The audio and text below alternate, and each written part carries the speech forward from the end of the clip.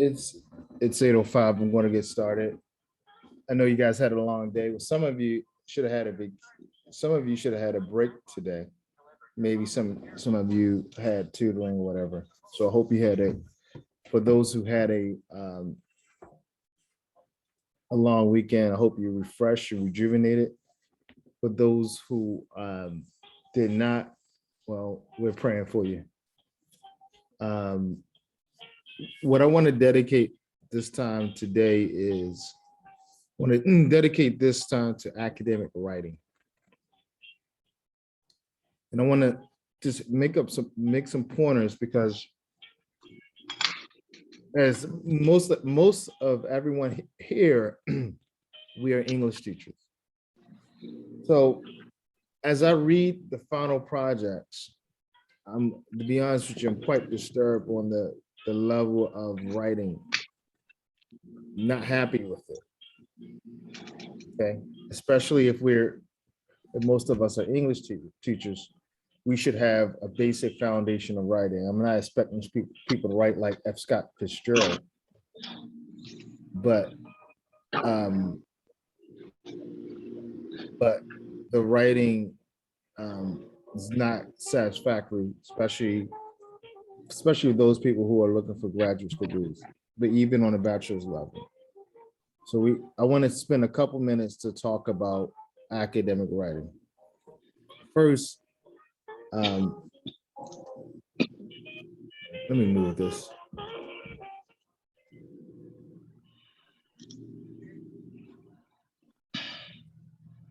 So academic writing, let me tell you what I tell my students at the university. Your writing is a reflection of who you are. If the emails you send, the correspondence that you write, these are reflections of who you are. Let's put that in.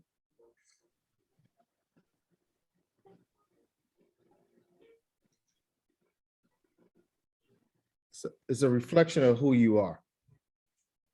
Because these are literally artifacts that you're leaving behind.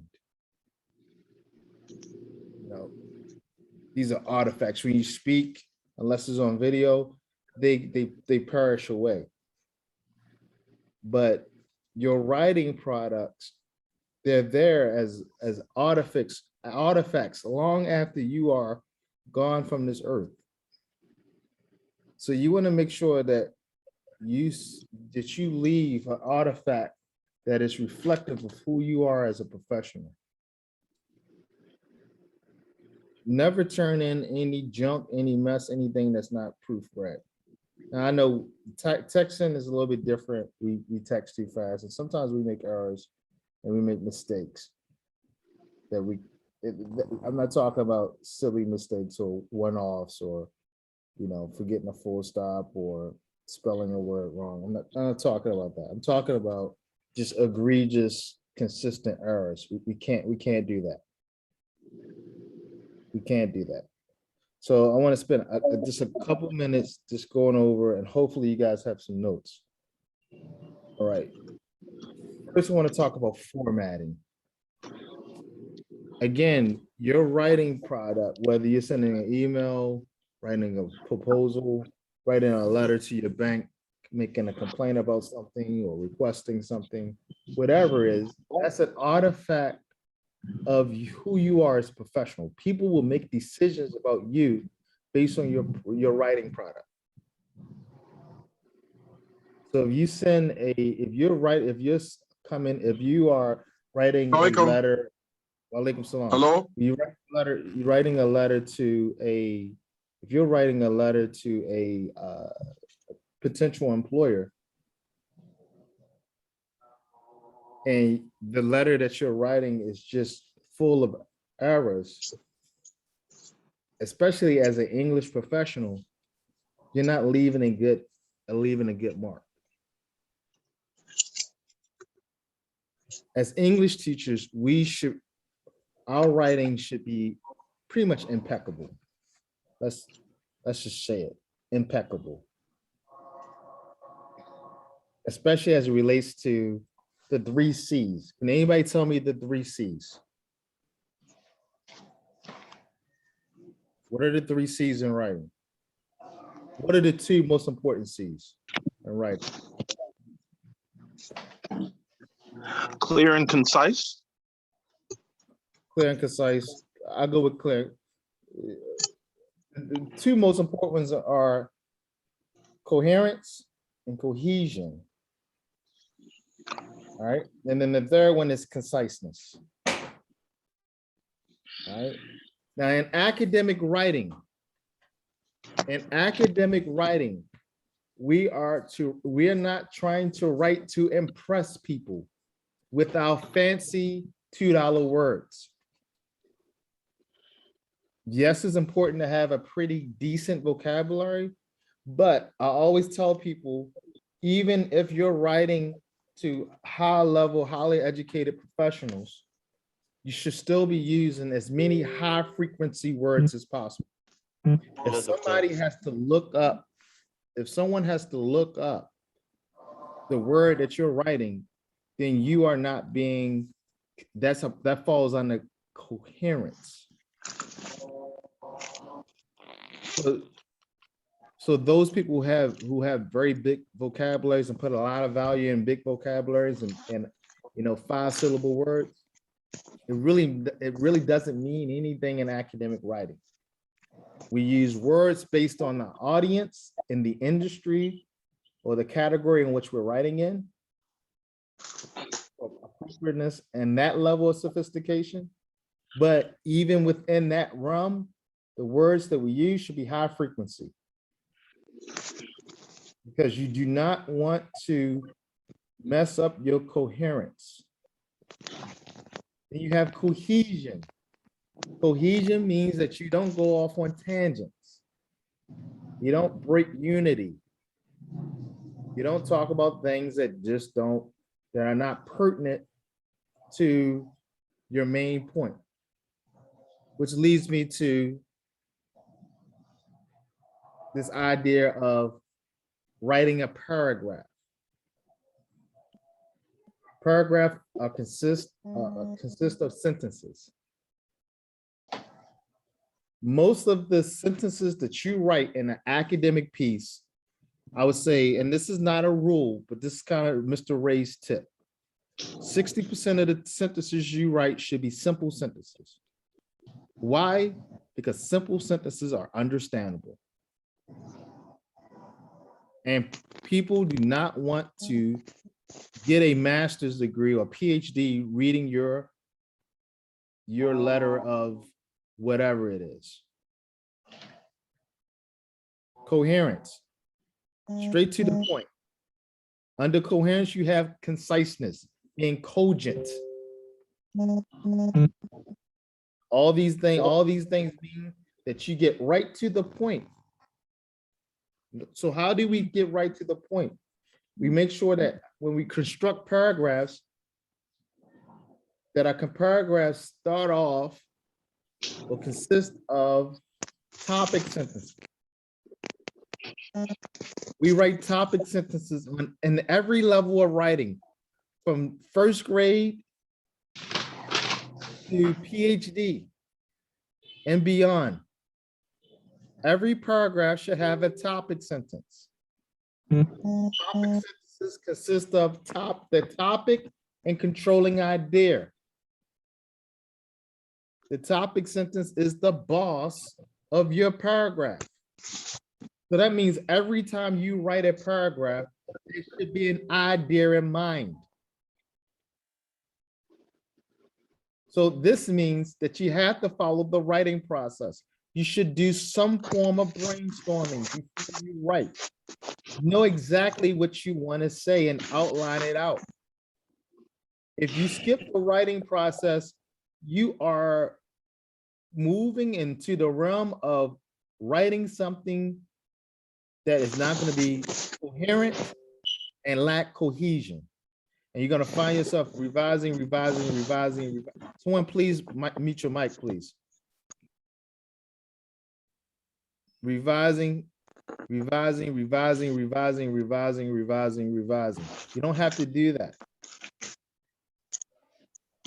You don't have to do a million revisions. If you start off strong with a strong brainstorming outline. My suggestions is for brainstorming is figure out what exactly you want to say. From the brainstorm, you should get your topic sentences or your topic sentence or your thesis. Depending on what you're writing. If you're writing an essay, you will have a thesis statement. The thesis statement will be the boss of the essay. If you have more than one paragraph, you have an essay. So what are you attempting to communicate in that essay? If it's only one paragraph, then you should have a topic sentence. Topic and controlling idea.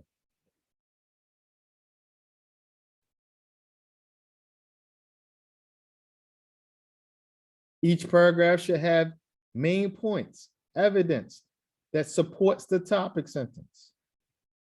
And each main point should have supporting detailed sentences that provides content, evidence, factual information, factual information that supports your topic sentence, which in essence supports your thesis. So every paragraph you should see every paragraph as a chain. Every paragraph should be a chain. If you're writing an essay or multi-paragraph piece, should be a chain.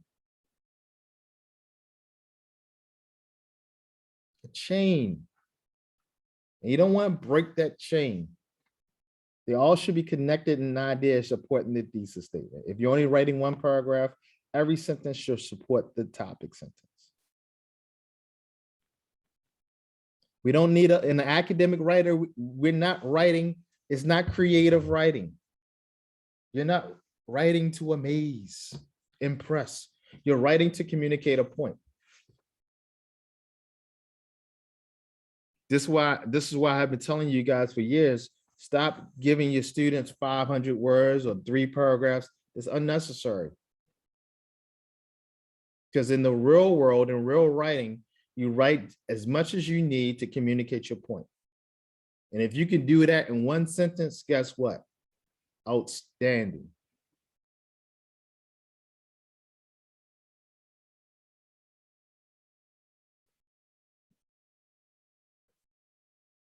%60 of your sentences should be simple sentences. You will have in your supporting statements, you may have some complex sentences. You should rarely have compound sentences, rarely in academic writing. You should use those sparingly. You will often have, depending on what you're writing, especially if you're writing something logical, or you're writing something that's explaining a process, you will have some complex sentences. You should rarely have a compound complex sentence. The compound complex sentence should be found at the end in your conclusion of your paragraph, and not every paragraph, if you're making some wonderful point. But 60% of your writing should be simple sentences that communicate a point based on the topic sentence or the thesis. High frequency words.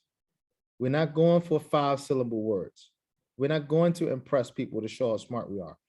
We show how smart we are by being concise and being coherent. Being coherent and cohesive. Which also, coherence means that we are straight to the point, concise, cogent, succinct. Ideas all flow together. We use transitional signals sparingly. and appropriately. My next point is as we relates to words, make sure you stay in academic writing, you stay away from personal pronouns. The only real sentence you might see a personal pronoun in is in your introduction. You might write a sentence, something to the point in this paper. I am attempting to dismantle the belief of such and such. In fact, a lot of writing experts say you should do it that way. Use the I, but do the rest of your paper, there should be no personal pronouns, especially I.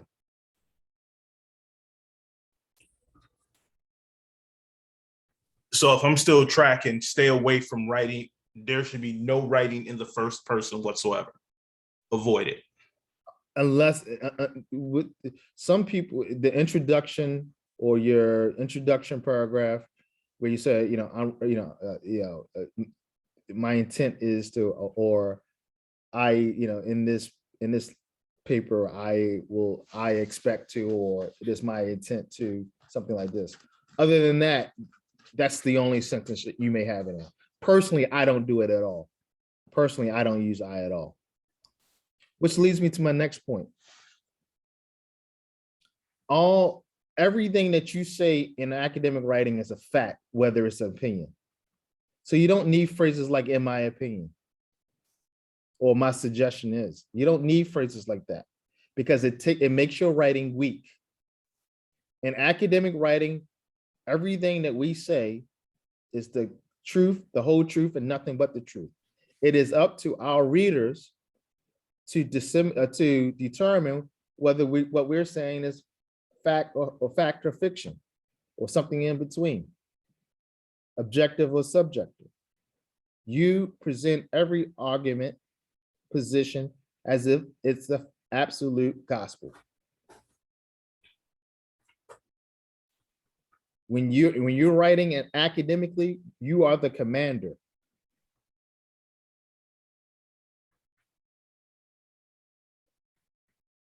Keeping your audience in mind. Next point, use your punctuation appropriately. Know your sentence structure. If you know sentence structure, you'll be able to have outstanding command of punctuation. Punctuation. You want to stay away from bullet points as much as possible when you're in academic writing. There are times where they're necessary, but if you have 4 or 5 and 6 sets of bullet points in your writing, unless it's something like unless it's a proposal or something that's something totally different, something more instructional, a proposal or curriculum layout, that's a little bit different. But if you're writing an essay, you have 4 and 5 sets of bullet points in a 5-page paper, you're wrong. Turn those bullet points into prose. You should only use bullet points sparingly. Same concept with semicolon.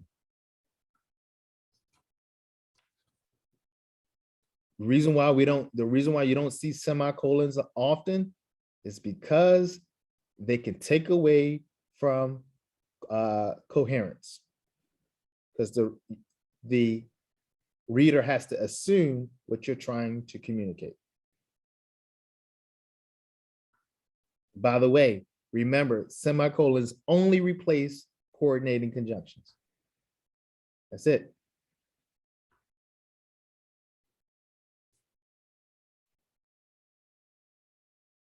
Next point. Excuse me, Ray. Yeah. If you could you just repeat that last point about coordinating conjunctions? Semicolons only use semicolons to replace coordinating conjunctions. That's the only time you use them. And I just don't use them at all, because it could take away, it could change the meaning of a sentence if your reader puts the wrong coordinating conjunction in. So normally people use semicolons when it's obvious what the coordinating conjunction is. But obvious is not obvious to everyone. That's why I stay away from them. And that's why you see them rarely used.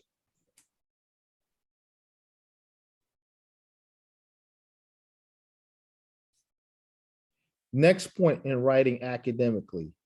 When you're writing an essay, you write your introduction paragraph and your conclusion first. Let me say that again. You write your introductory paragraph and your conclusion first.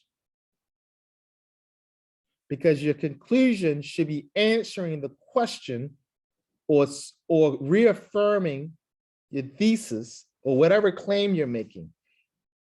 So your conclusion paragraph should be the lid on whatever and answer and affirm anything that any claim that you made in the introduction.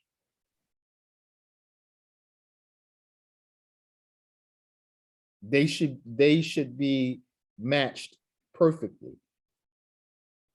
So you write your introduction and your conclusion first, always. That's a tip. You don't hear that tip often. I'm giving you PhD level stuff now.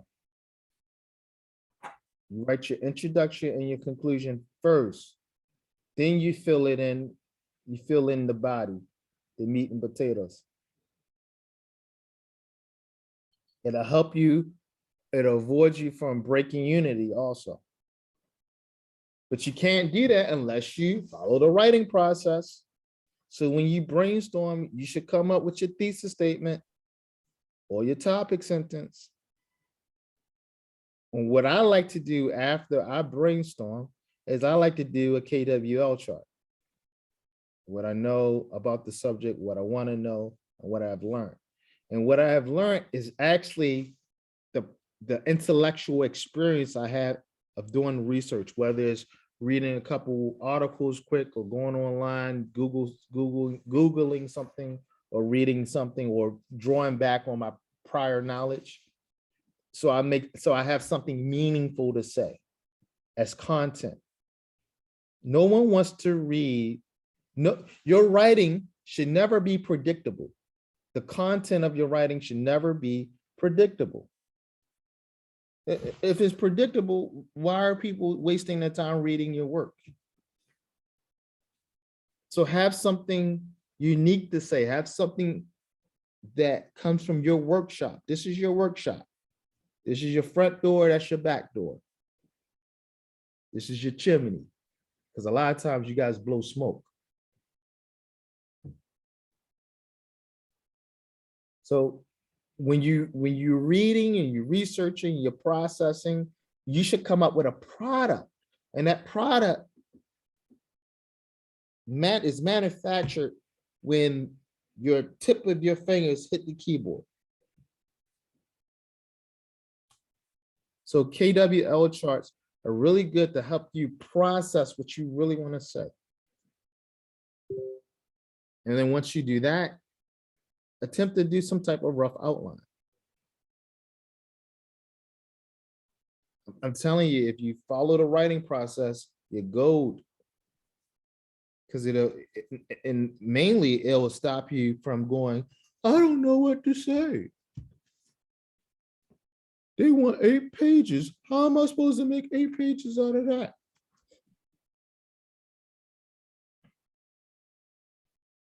Okay. Because your writing should be an intellectual experience.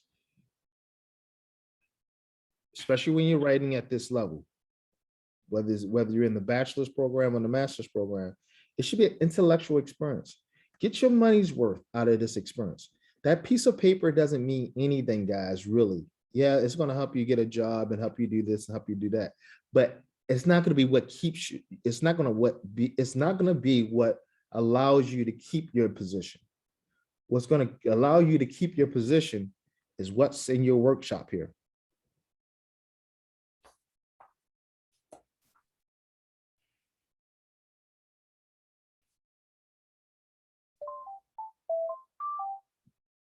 Let me stop right there. Is there any questions about anything I've said thus far?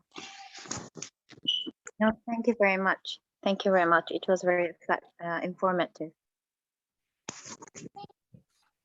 I know I missed the first like 2 minutes trying to get on.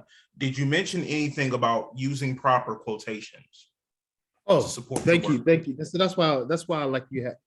That's why I need to know my calls, Charles, because you always remind me of something I wanted to say. Yeah, so let me spend a couple minutes on this. How did I even forget this? This is how I know I'm getting old. Academic writing. You have, remember that KWL chart and brainstorm, where this is where you're going to collect all of your data. Or data, depending on where you're from. Right? Sound is it's not coming clearly. So you collect all Sounds your, not clear. you collect all your data, all your articles or whatever you're reading, right?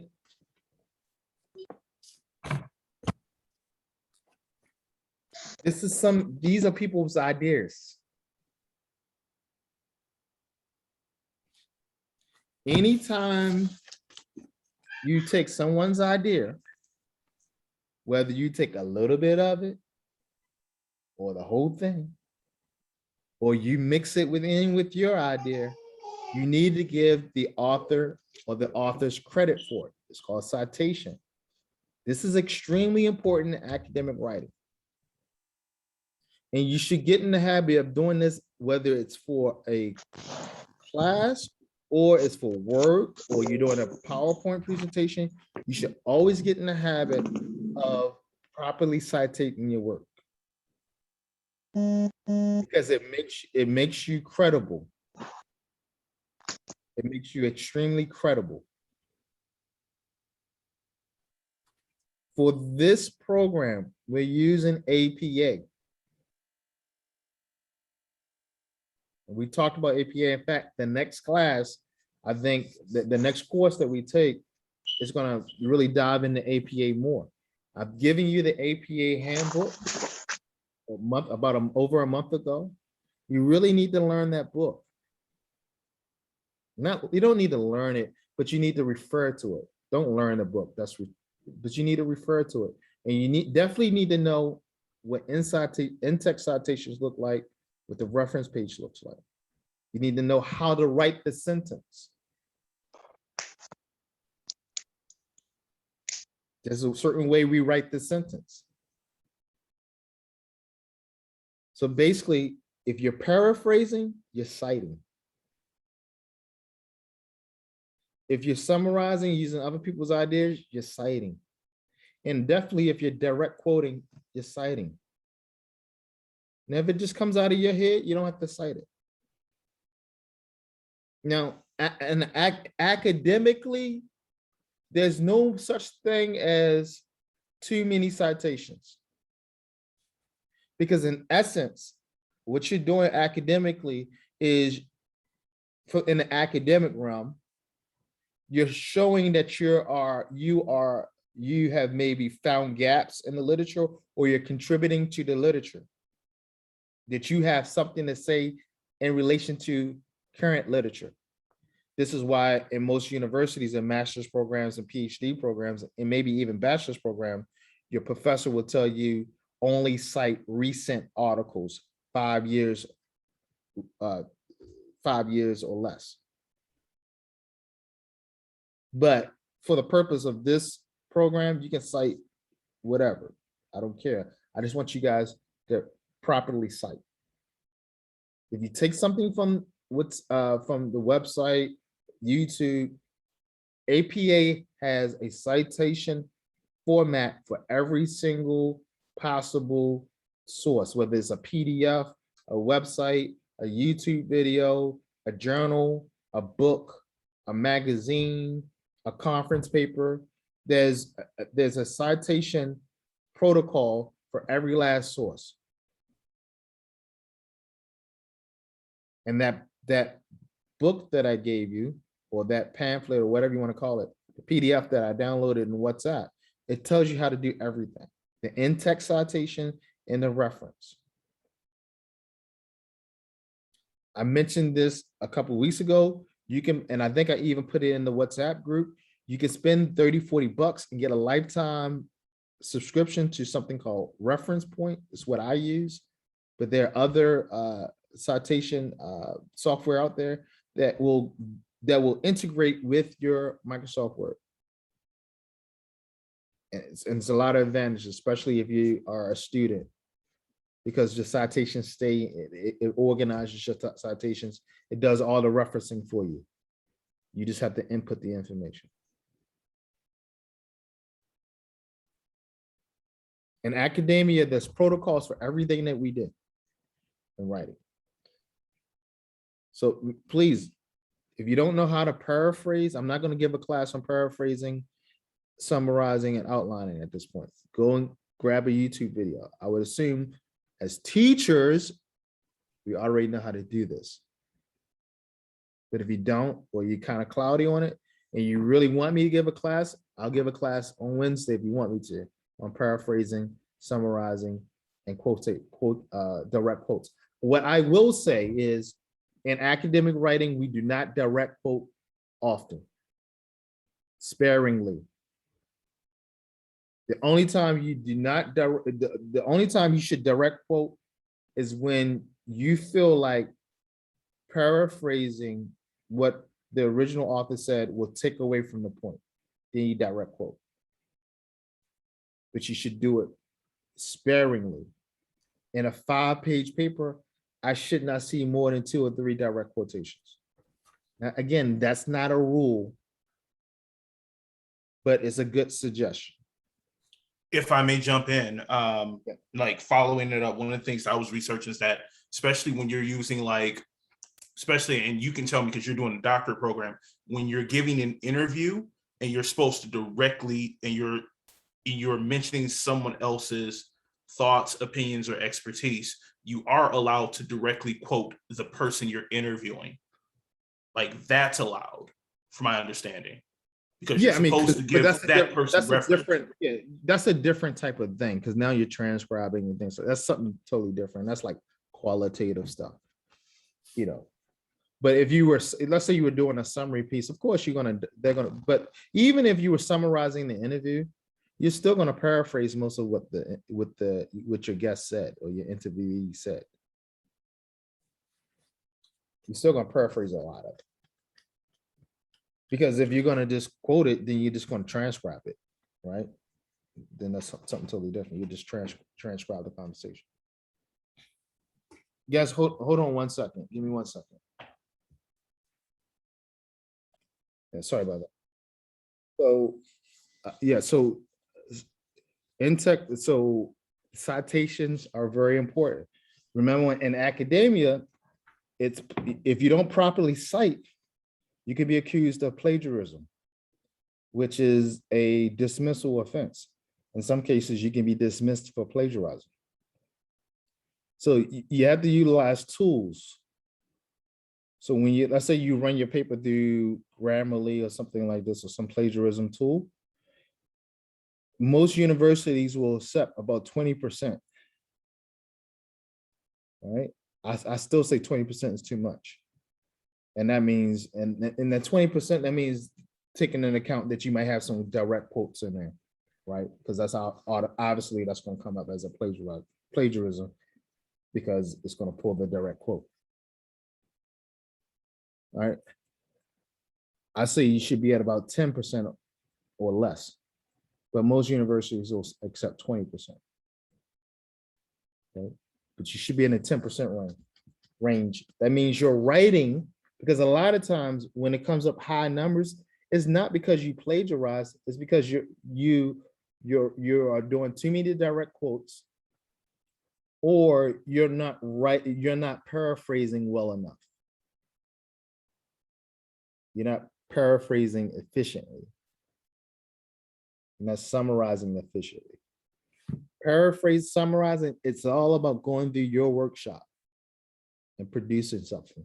A direct quote is a direct quote. You say, and when you direct quote, you say every word for word, how it was written, or how it was said. while we're on the point for academic writing, headings or how the paper looks is very important. Organization. We talked about this before in a previous class. Headings, you got 5 headings in APA, level 1 through level 5. Most of the time, you guys are probably going to use levels 1, 2, and 3. Level 1, and I'm not going to explain those. You guys go into that APA book I gave you, but use them correctly. Also, don't utilize headings if you don't need them. I noticed looking at some of the final projects, there's a lot of people just writing unnecessary headings. Don't utilize headings if you don't need them. All right. That thought could actually probably be a part of that paragraph chain that we talked about again. Headings kind of break the chain and say, okay, we're going a different direction now. And normally this is when we're writing essays. Any questions so far? So I'm trying to figure out if I'm covering all my ends here. It starts with sound sentence structure, ladies and gentlemen. You have to have sound sentence structure. The idea is the sentence. Starts with the sentence. Everything starts with the sentence. You have to have something to say. So you have to brainstorm. Have command of your sentence structure. 60% of your work should be simple sentences. And again, that's not a strict rule. That's just Mr. Ray's tip. You shouldn't have that many compound sentences. You're probably going to have a good handful of complex sentences. And you shouldn't have that many compound complex. You don't want to be confusing. You want to be concise. You have to have a vocabulary that allow you to do that. So I'll always keep a thesaurus next to you. And don't use an online thesaurus. I don't find them to be very helpful. Go to Jarir or your local bookstore and buy one. They normally 20 reals and get one, a thesaurus. A website. I think Jarir always has, that little discount bin of books they always have in the middle. It's always a thesaurus in there for like 25 reals, 30 reals. All right. Own it, get a thesaurus. Where's my thesaurus at? It should be by your side, a thesaurus.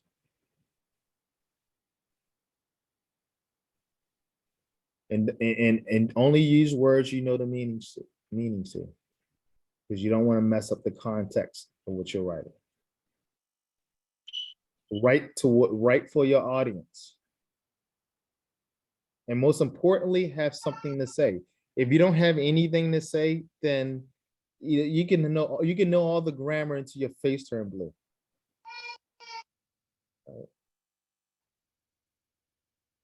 The last point I want to talk about is, as it relates to the writing process, you got brainstorm.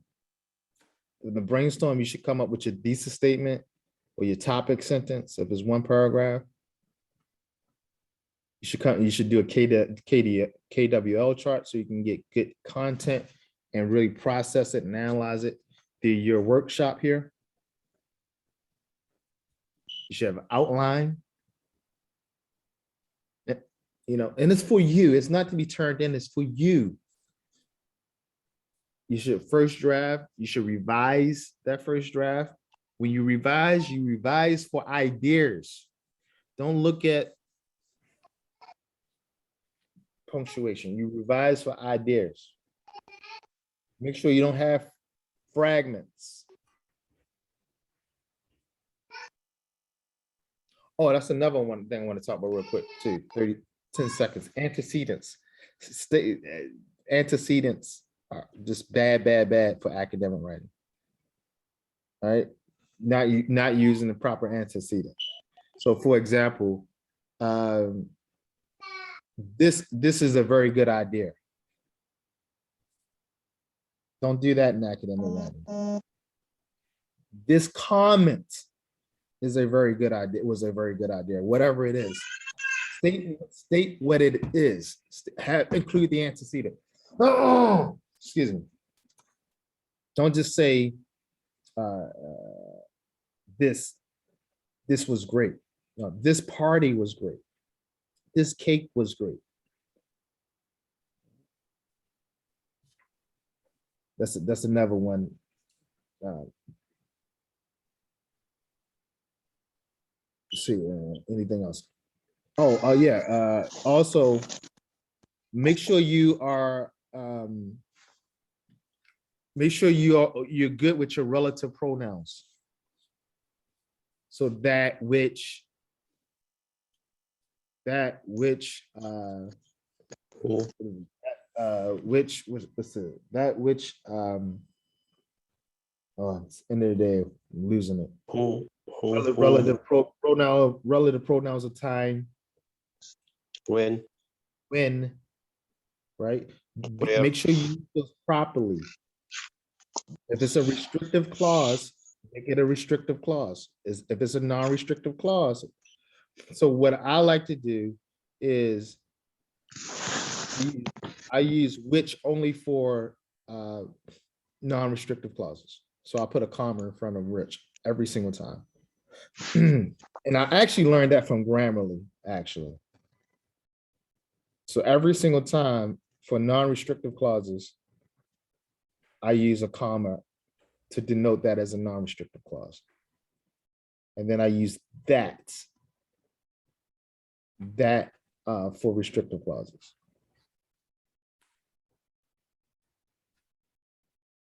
All right.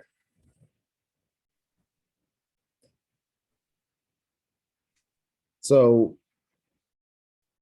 the key is when you're writing academically, it's the 3 words: cohesion, so coherence, coherence. What I like to say is the message sent, the message received. That is coherence. It's the message sent, the message received. You have the burden of proof. Coherence are all the ideas connected in a logical way. Conciseness, did I get that straight to the point? Or did I go around the barn? Do I have unnecessary phrases? A lot of interrupting clauses. A lot of phrases that don't add to the meaning or the meaning of what I'm trying to say. Is my introduction paragraph and my conclusion paragraph, are they aligned? Did I write those paragraphs first? Did I prove my point? Did I do what I said I was going to do in the introduction?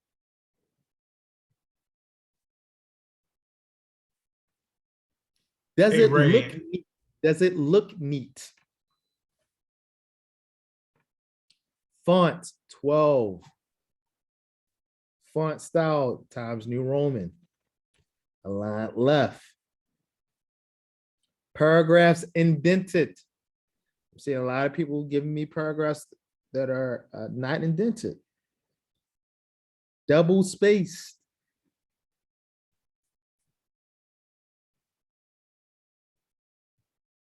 You was going to say something, Charles? I wanted to ask, speaking about being concise, any thoughts or strategies on how to check your writing for avoiding using the passive voice? Okay. Because we casually talk about it. We do it casually so much that we forget that when we get to academic writing, we have to avoid that, especially in our paraphrasing. Right. Yeah. So easy to use. That's another point that I should have made. You bring a good point up. You write in the active voice. In academic writing, you should write in the active voice unless you are a scientist or a journalist. Journalists and scientists, like for instance, a lot of my dissertation is in the passive voice because it's the unknown. A lot of things are unclear. So you write in the passive voice when things are unknown. So the passive voice is not wrong, by the way. It's not bad grammar. It's just in active writing, we write in the, excuse me, in academic writing and in business writing, we write in the active voice because the active voice has command. Remember I said be the commander. And all that means is that the subject is doing the action. So the subject should be in front of the verb. The subject is doing the action. But there are times where writing in the passive voice is okay. The problem, another reason why we don't write in the passive voice is because it can take away from the meaning. It can kill your coherence. That's the main reason why we don't write in the passive voice often, because it can kill your coherence. Because now is the message sent, the message received can be a little shady. When you intentionally trying to confuse people or mislead people, you write in the passive voice. And that's why sometimes you'll see scientists do it, you'll see journalists do it a lot, because they may not be unknown, it may be unknown who or what the subject is.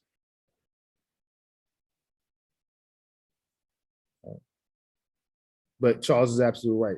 80% of your paper should be in the active voice. And when you're writing a passive voice, you should do it intentionally. It should be an intentional act.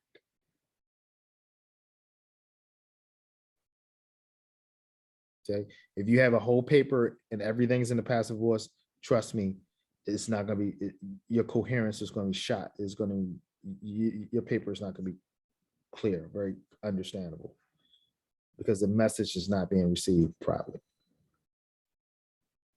So write in the active voice. And all that means is the subject, verb.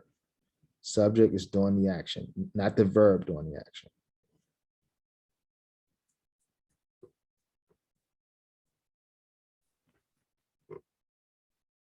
All right, it's 8:53. Any questions from me? I just wanted to have this talk about writing, and I think we're going to get more in depth in writing in the next course. But I wanted to talk about this as for this final project, for these final projects, and for the new students coming in, so they can already have that expectation set. Any questions? No, sir. All right. No, sir. One other point. One Thank you, other sir. point. One other point I want to make is PowerPoint slides. Please, when you're doing PowerPoint slides, don't clutter them with a lot of words. Okay. PowerPoint slides should not be cluttered with a lot of words. Use pictures, use videos, use other things. And because in essence, you're supposed to be talking about the slides. So don't clutter your slides with a lot of prose. Bullet points. This is where you use the bullet points or words and symbols and different artifacts that will clue you in on what you want to say for that slide. So I just, death by PowerPoint is when you got a PowerPoint slide and it has 75 words on it. That's death by PowerPoint. Renette, I haven't heard anything from you today. That's weird. I'm here, I'm listening. You tired? I'm listening. Any other Got questions? some tips from you again. Any questions? Zoran, No, any no, questions? no, it's fine. Zoran, any questions? No, I'm just trying to grab everything today. Maybe next session I'll have question. I will just go through this course. I didn't open it yet. Praveen, any questions? No, Ray, I already sent you, so I'm on it. So you gave me your feedbacks. Ruth, any questions? No. Jamila, any questions? No, I'm fine. Mr. Muhammad, any questions? It's a clear, No, sir. sir. No, sir. No questions. Thanks very much indeed. Donna, any questions? No, sir. Mary, any questions?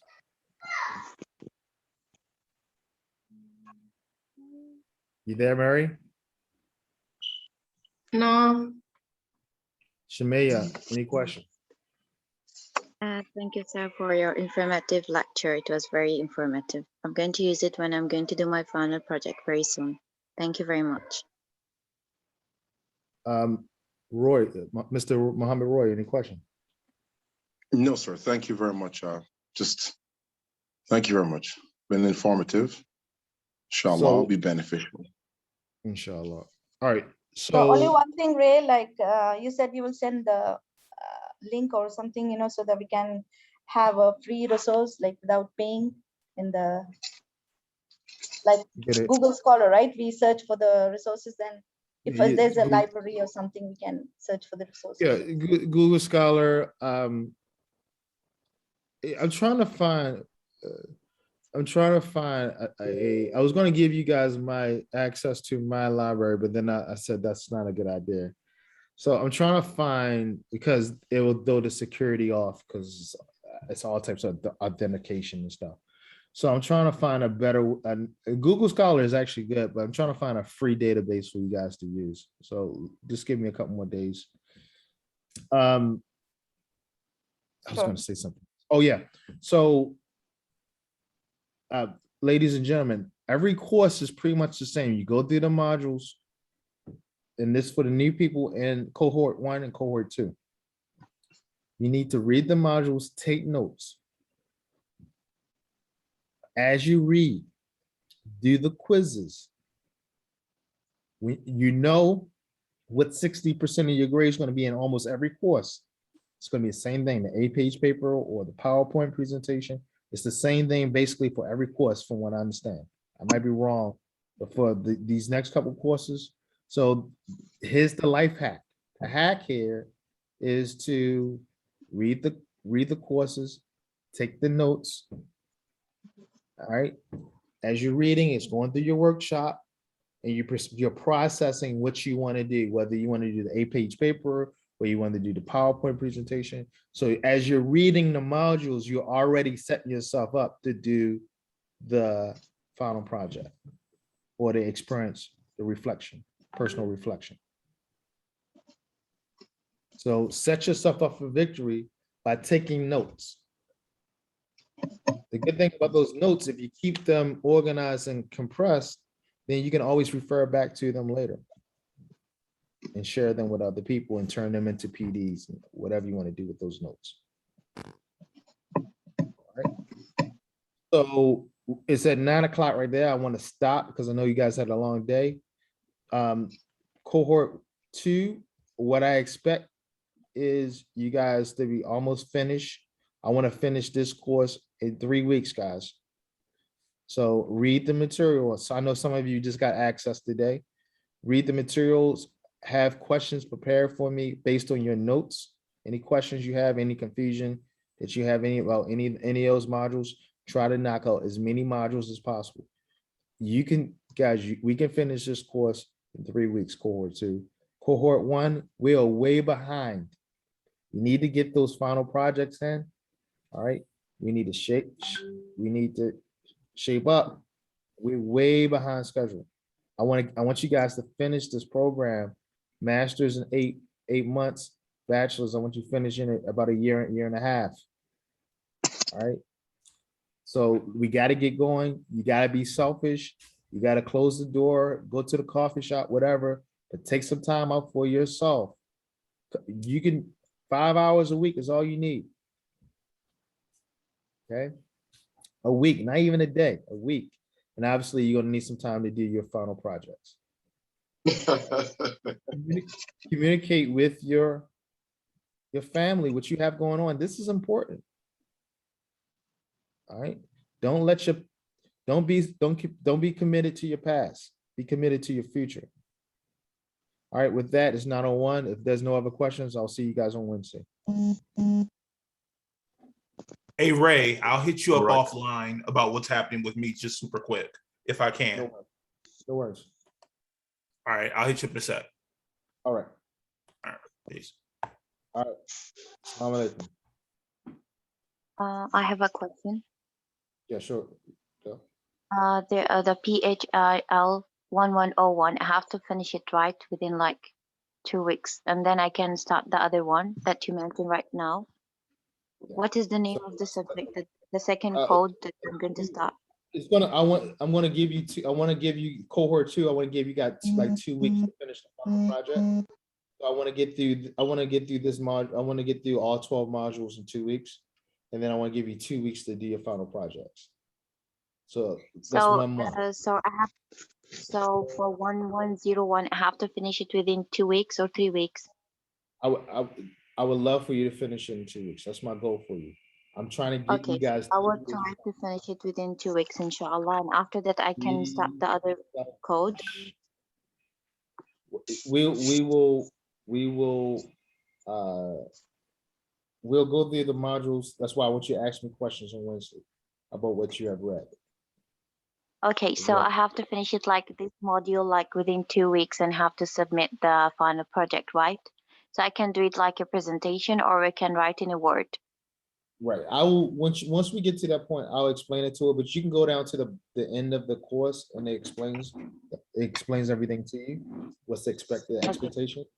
But Okay. I would like for us to be completely finished this course in 1 month. Which one, sir? That 1101? Philosophy the one we're on right now, philosophy 1101. So try to Okay. do as many modules as you possibly can, do as many quizzes as you can. Okay. Okay. Thank you, sir. All right. Right. I have a question. Can we get the new, the next one or what? Code 1? Because Did you upload? I Did have you time upload now. your? Did you upload your No, where do I upload it? I'll send instructions. It's right there in the module. It's right where it says final project. There's a link to upload. Okay. Did I? And I approved that, right? I went through all your final edit. your Yes, final- yes, yes. And then you sent me money. That was for the course. Yes. Yes, it Would you was. Okay, I'll talk to you offline. I'll talk to you offline. Okay. All right. Any other general questions? Personal questions, take them off. We'll take them offline. Any other general questions? Thank you, sir. All right, we'll see you guys. If you have a personal question, send me a WhatsApp. All right, we'll talk to you guys soon.